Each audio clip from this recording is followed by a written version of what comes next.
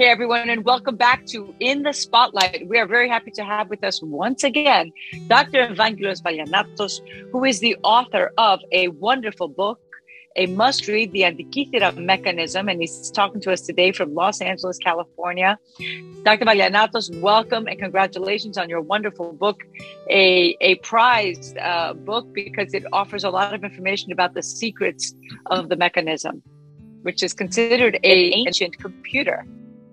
Yes, thank you very much, Yanna. And let me say a few things about this book and the story. Yes. I discovered the Antikythera Mechanism fragments in the National Archaeological Museum in Athens in 2007. I was so astonished, and so many questions came to my mind. How did the Greeks 2,200 years ago managed to create this fantastic machine with gears? We're talking about real gears, the gears that we see in the airplanes, in cars, in any advanced machine of today.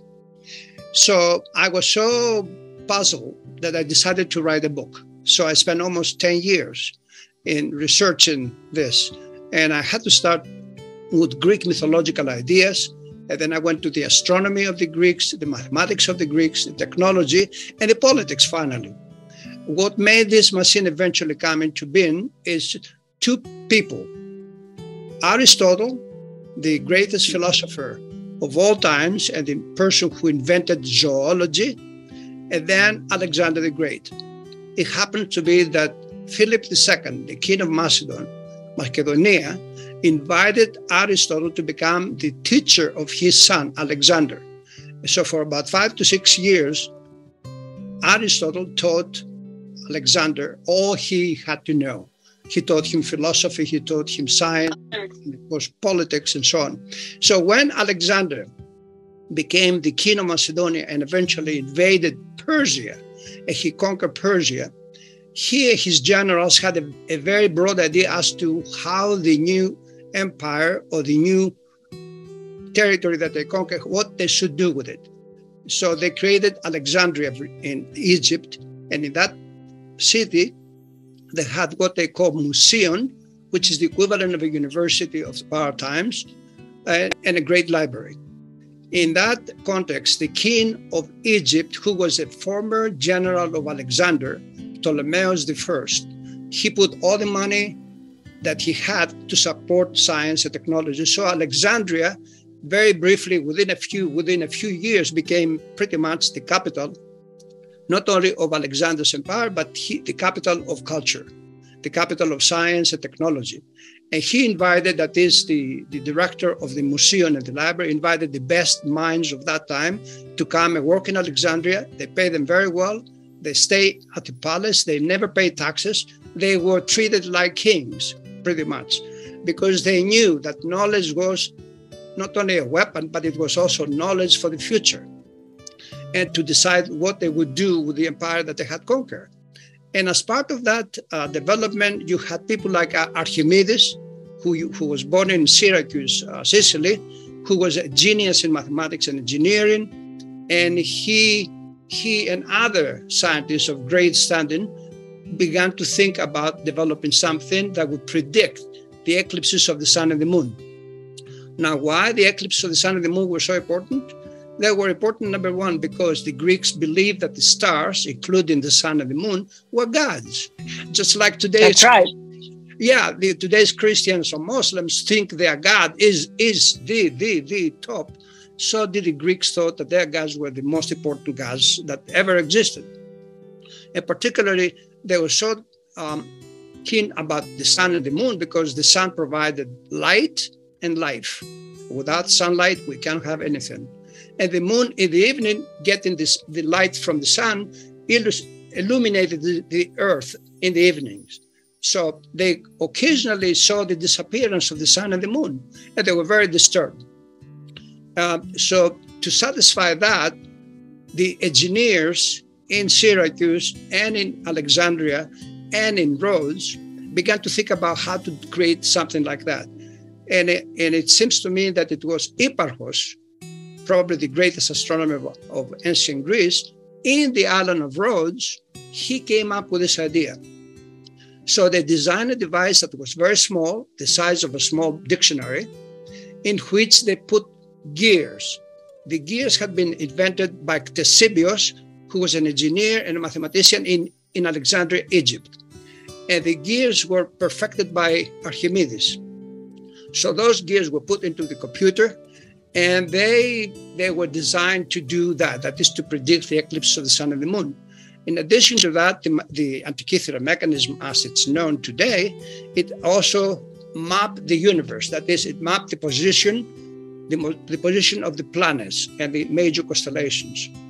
And at the same time, in order to connect all these astronomical phenomena with what was going on in Greece of their time, they predicted that the machine could predict also the major athletic and kind of cultural events of ancient Greece. And those happened to be the athletic events of the Olympics and other Pan-Hellenic games.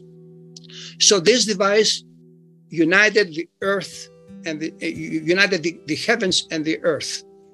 So it also served this very practical reason of predicting the eclipses of the sun and the moon. And to give you just an example about the importance of predicting the eclipse of the sun and the moon, I'm going to go back into the Peloponnesian War in 413 BCE. The Athenians had sent a giant fleet to Syracuse. They were trying to conquer Syracuse because Syracuse was very, very wealthy. And the Athenians were fighting a life and death struggle against the Spartans. This is a great civil war that the Greeks faced for 27 years. So while the Athenians were fighting the Spartans, one evening the moon disappeared. So you had a total lunar eclipse. And that terrified the soldiers. And the priests that were with the army, they told the top general Nicias, we cannot go anywhere until we do the sacrifice to the moon, Selene.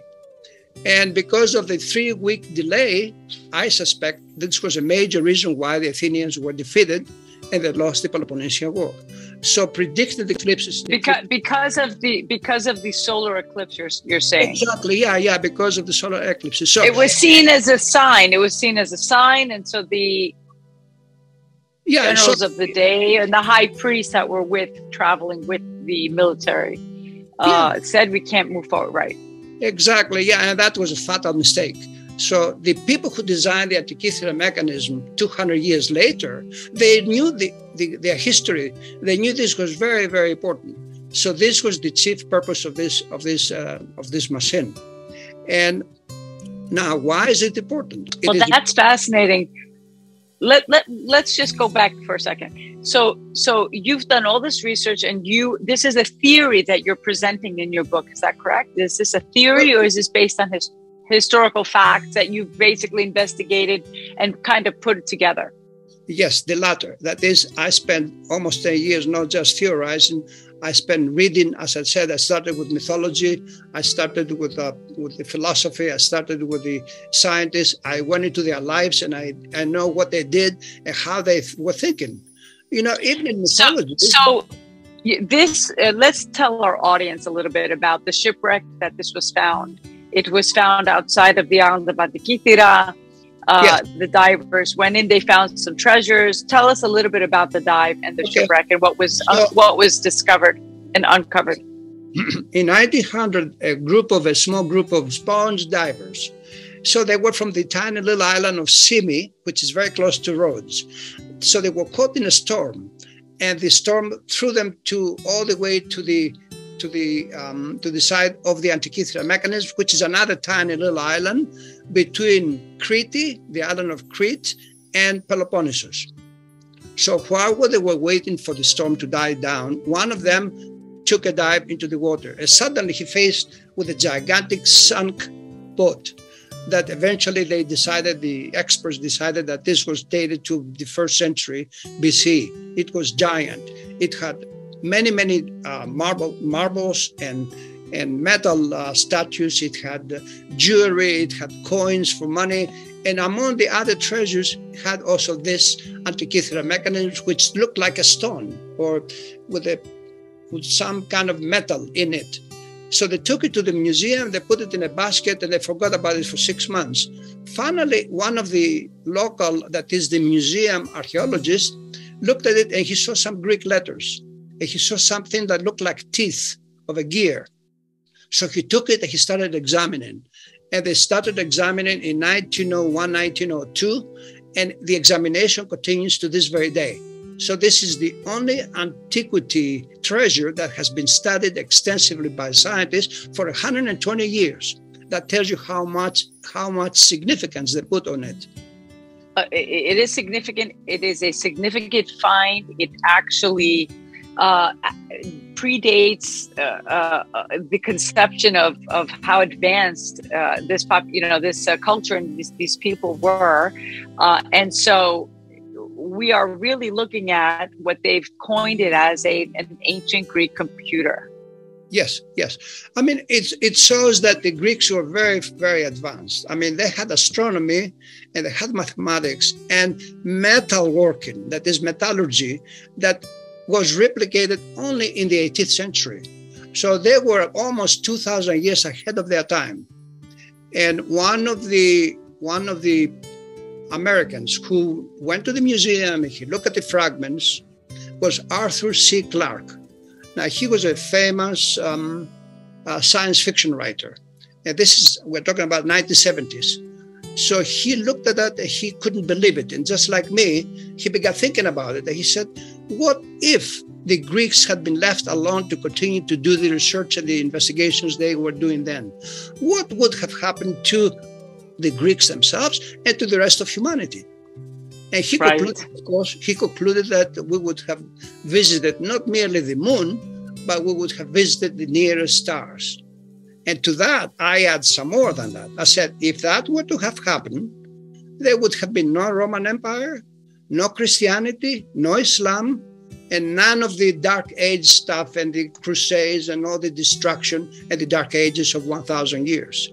The loss of knowledge. And so we would have had a very different world today had that happened. Exactly. So unfortunately, we don't know that. It's an amazing theory, Dr. Vallianatos. And so let's tell our audience where one can see the Antikythera device mechanism today. It is housed in the Ancient Greek Archaeological Museum of Athens, correct? Yes, in the National Archaeological Museum in Athens, there is a collection of metal stuff that they have discovered, and among them they have the Antikythera Mechanism. You can see the largest fragment, which is called fragment A, and it has most of the gears. There are about 30 gears, and 22 of them are within that one major fragment. 1/3 of the mechanism has been lost forever. But whatever survives gives us the accurate idea that this was a version of advanced technology that was, again, reappeared in Europe in the 18th century.